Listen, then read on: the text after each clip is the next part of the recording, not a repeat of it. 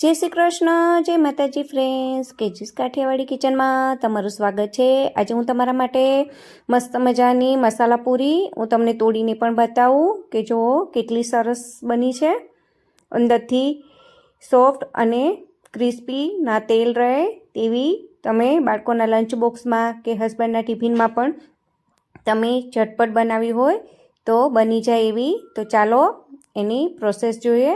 તો એના માટે એક વાટકો મેં ઘઉંનો લોટ ઝીણો રોટલીનો લીધો છે। એની અંદર મીઠું, પછી ખાંડેલા મરચું છે જેને ચીલી ફ્લેક્સ છે, અડધી ચમચી હળદર, અડધી ચમચી ધાણા જીરું, ચપટી હિંગ અને એક મુઠ્ઠી જેટલી તમે કહી શકો એટલે આપણે હાથથી થોડી એને મસળી અને કસૂરી મેથી લેશું। તમે અજમો નાખતા હોય તો પણ નાખી શકો છો, પણ મારા ઘરમાં અજમાનો સ્વાદ પસંદ નથી હોતો એટલે હું નથી નાખતી।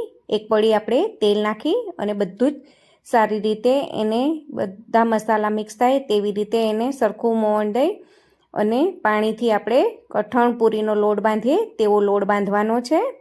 તો સરસ એને બાંધીને રેડી કરી દઈએ। પાછું આપણે અડધી ચમચી જેટલું તેલ એડ કરવાનું છે, આપણે વધારે તેલ એડ નથી કરવાનું, જેથી આપણો લોટ સરસ મસળીને થઈ જાય। લોટ બાંધી અને રેડી છે, એને રેસ્ટ આપવાની જરૂર નથી। તો એક બાજુ તેલ મેં મૂકી દીધું છે।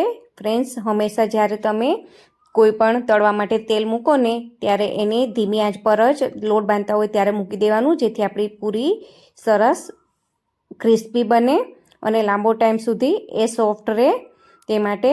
અને એક બીજી ટિપ્સ છે કે એક સરખી આપણે પૂરી બનાવવી હોય તે માટે આપણે હંમેશા આવી રીતે એક મોટો લોયો લઈ અને એનો રોલ વાળી લેવાનો, પછી ચપ્પુથી આપણે ઇક્વલી એના નાની મોટી જેવી આપણે પૂરી બનાવી હોય તેના કટ કરી લેશું, જેથી આપણી પૂરી આપણી ઓછી મહેનતે અને પૂરી આપણી એક સરખી અને ઇક્વલી બને તે માટે। અને આ છે એક બીજી ટિપ્સ। જો ફ્રેન્ડ્સ, તમે આવી રીતે એને હથેળીમાં બે હાથથી પ્રેસ કરશો ને હથેળીથી તો તમારા ઇઝીલી લુયા બની અને રેડી થઈ જશે। અને તમે એકલા હાથે પણ 50-100 માણસની પૂરી બનાવી હશે ને તો પણ ઇઝીલી તમે બનાવી શકશો। તો આ એક ટિપ્સ છે।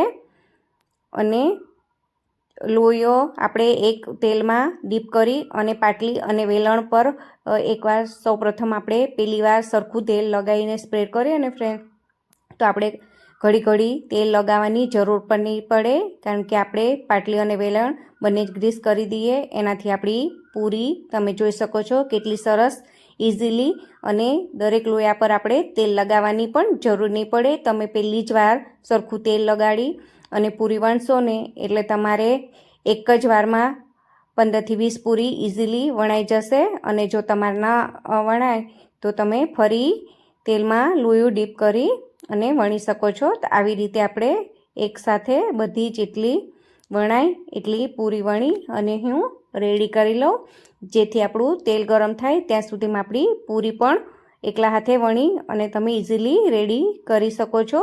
આવી રીતે 3થી 4 પૂરી વણી અને હું રેડી કરી લઉં ત્યાં સુધી આપણું ધીમી આંચ પર ગેસ પણ તેલ પણ સરસ ગરમ થઈ જાય, જેથી આપણા તેલ પણ ઓછું બળતું હોય છે।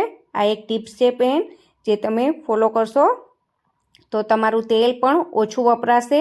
અને આપણે હાઈ ફ્લેમ પર ગરમ કરતા હોય ને ફ્રેન્ડ્સ ત્યારે કડાઈની સાથે તેલ પણ આપણું બળતું હોય છે, જેથી આપણો તેલનો વધુ ઉપયોગ થતો હોય છે। અને પૂરી કે ભજીયા આપણે ગમે તે તળતા હોય ફરસાણ તો તેમાં તેલ પણ ભરાઈ જતું હોય છે। એટલે હંમેશા જ્યારે તમે લોટ ને એવું બાંધતા હોય ત્યારે આ ટિપ્સ છે કે હંમેશા એને ધીમી આંચ પર જ તેલને ગરમ કરવા મૂકવાનું, જેથી તમારું તેલ પણ ના બળે અને ઓછો યુઝ થાય અને તમારું ફરસાણ જે બી તમે બનાવો, પૂરી ભજીયા કે કોઈ બી ફરસાણ બનાવો તે તમારું લાંબા સમય સુધી એવું ને એવું જ રહે અને તેલ ભરાયા વગર આવી રીતે સ્ટેપ બાય સ્ટેપ પૂરી નાખતા જઈ અને હું બધી જ પૂરી બનાવી અને રેડી કરી લઉં। તમે બહારગામ જવાના હોય ને ફ્રેન્ડ્સ તો પણ તમે આ પૂરી બનાવી અને લઈ જાઓ તો તમે 2થી 3 દિવસ સુધી એને આરામથી એને કશું થતું નથી, તમે આરામથી ઇઝીલી એને કેરી કરીને લઈ જઈ શકો છો। તમે આની અંદર ચાટ મસાલો કે તમારે બહારગામ લઈ જવી હોય તો તમે તમારા સ્વાદ મુજબ તલ છે, ચાટ મસાલો છે તેવું પણ નાખી શકો છો. પણ મારા ઘરે હંમેશા નાસ્તામાં આવી ઇન્સ્ટન્ટ ફટાફટ પૂરી બનતી હોય છે, જે ખાવામાં ખૂબ જ સાદી ને સિમ્પલ હોય છે ફ્રેન્ડ્સ, પણ એ ખાવામાં ચા જોડે ખૂબ જ ટેસ્ટી લાગતી હોય છે.